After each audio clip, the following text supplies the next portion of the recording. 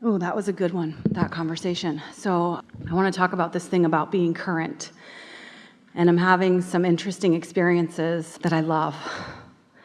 Like before I went on the Canary cruise, your Abraham Hicks cruise this fall, I knew before I left on the cruise that the home I was living in, the way it was presented, wasn't going to be a match to the me I was going to come home as. I painted my entire bedroom, I bought new linens, I bought new towels, and I didn't know who I would be exactly, but I knew it needed to be a little different. And it was awesome to come home and be that new person, matched to that. I attended your workshop last weekend in Asheville, and before I left, I had this inspiration to take a couple of bags, grab up some stuff that didn't fit anymore, drop it off at Goodwill. These things where I can see who I'm about to be. So, what's going on? I love it. I'm good with it.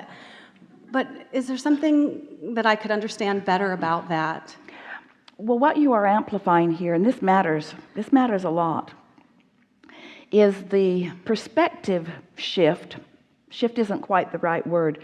The perspective relationship between what is and what you're observing, and what vibrationally is and what you're observing. And if you've been following us for a while, we've been talking about this vibrational reality, and we call it your vortex. It's a vibrational reality where who you really are is vibrationally dwelling, and who you really are is different, sometimes greatly different and sometimes slightly different from who you are being. And it all has to do with how big that gap is between what the vibration of your vortex is and what the vibration of your day-to-day experience is. So most people are keeping that gap significant by their intense observation of what is. It is literally like calling what is past tense and what's in the vortex present tense. And you can't focus on past and present at the same time. Now, we know we're asking a lot of you. In fact, you think we're asking even maybe more than we are asking. We're not asking you to ignore your present tense. We're just asking you to put more emphasis on what's in the vortex. Give the vortex more airtime. Well, the vortex is less satisfying for most humans because you can't see it, hear it, smell it, taste it, touch it. You can feel it. The vortex is an emotional experience. The now reality is a see it, hear it, smell it. So just for clarification, let's call what is conditional and what's in the vortex unconditional. So let's say that there's a condition that you want to change. Could be a bodily condition, could be a relationship condition, could be a financial condition, could be a world condition. There's a condition that you would like to be different than it is. And when you look at it as it is, your very attention to it as it is gets in the way of the evolution you seek. Because conditional doesn't work. Because condition holds you in the past and doesn't let you move into the future.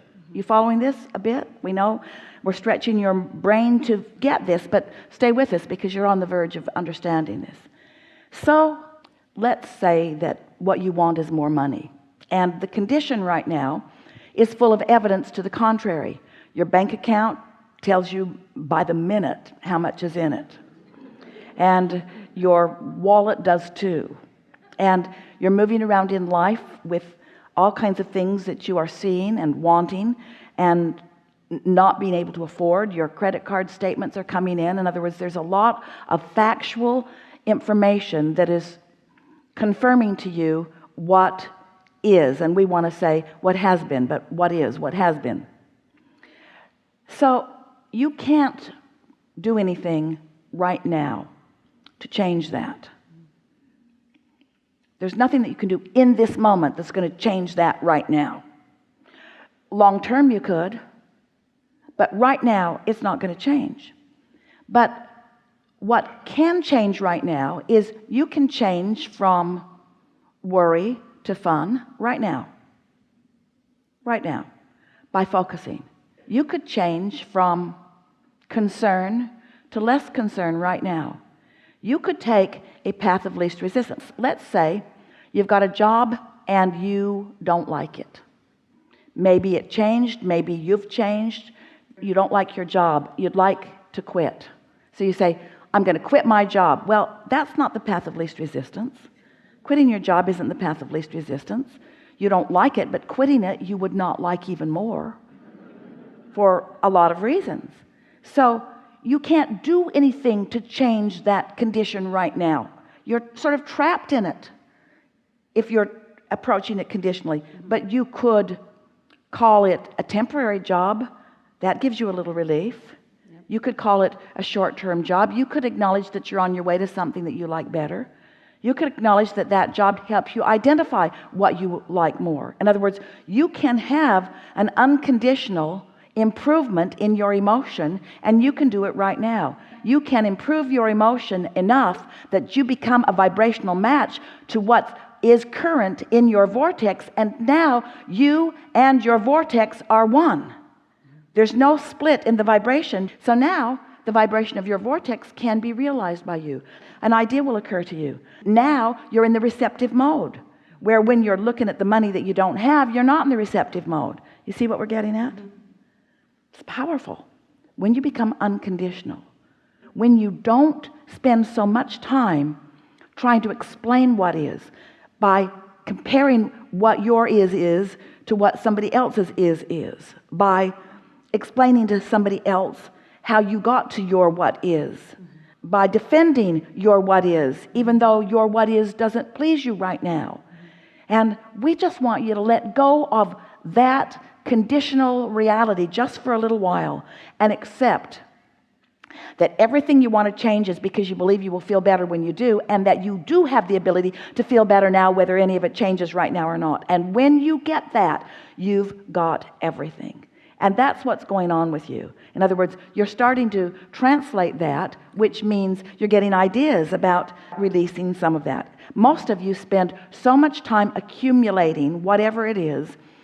Maybe it's relationships, maybe it's money, maybe it's stuff.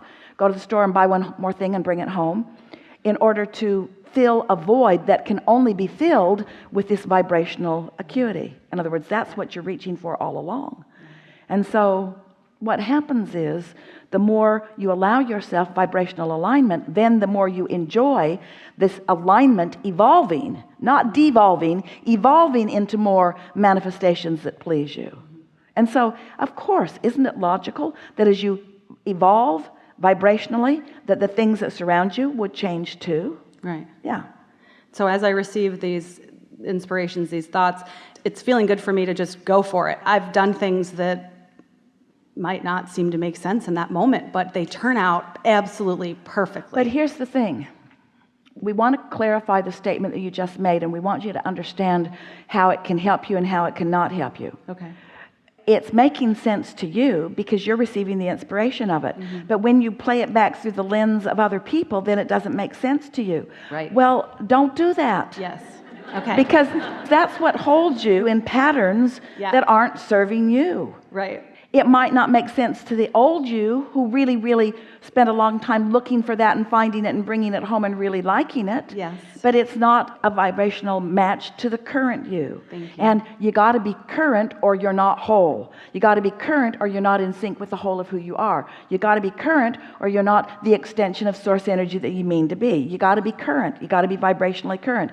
And when you are vibrationally current, all kinds of things that felt meaningful to you because they were filling a void or shoring something up become unnecessary, and they easily fall by the wayside. And you get lighter and freer and lighter and freer. And we're not talking you out of possessions. That's not what we mean at all. But we are talking you out of possessions that you are using to justify or validate your goodness or your worthiness or your wholeness, because they will reflect how you feel, you see. A few months ago, I had an experience that I'm curious about if I was vibrationally current in that moment to have received what I received. I had a very interesting physical reaction where I felt like I was going to faint. It didn't feel bad. It just felt, it was a very physical response. It was on Christmas Day. It was at Christmas dinner.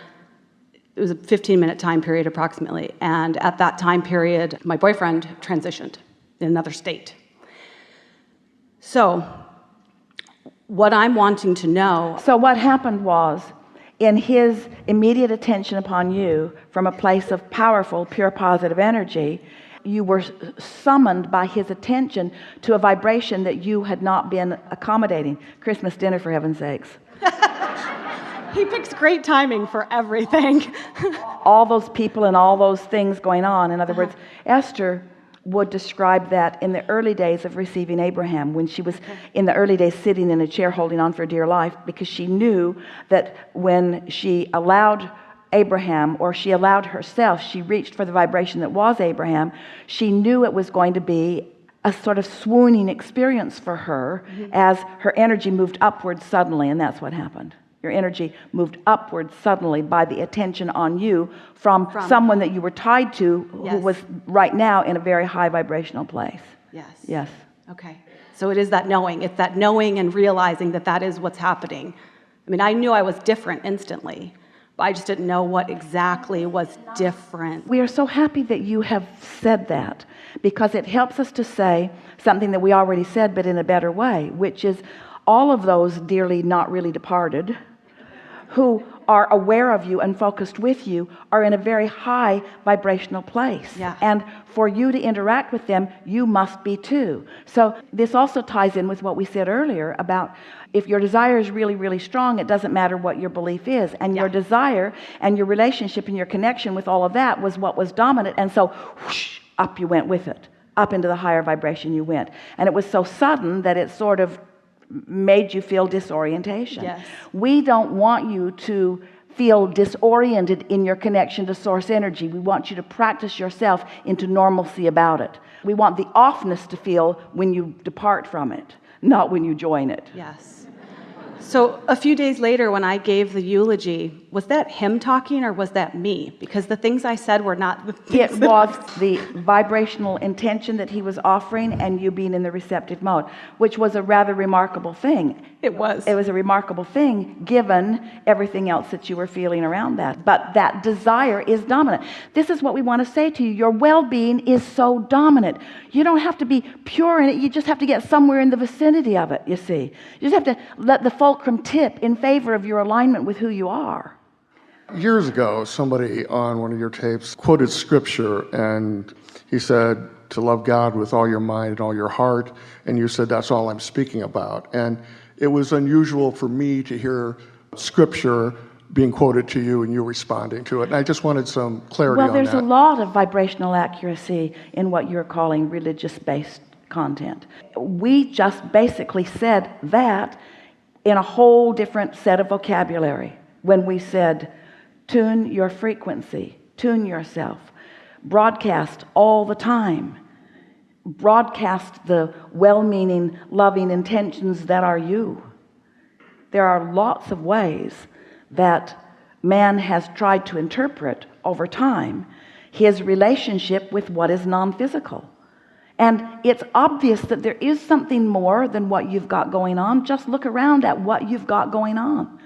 Just the fact that your Earth spins in its orbit in perfect proximity to other planets has to let you know there's something more going on than human can accomplish. You're good, but you haven't scraped enough dirt together to launch a moon.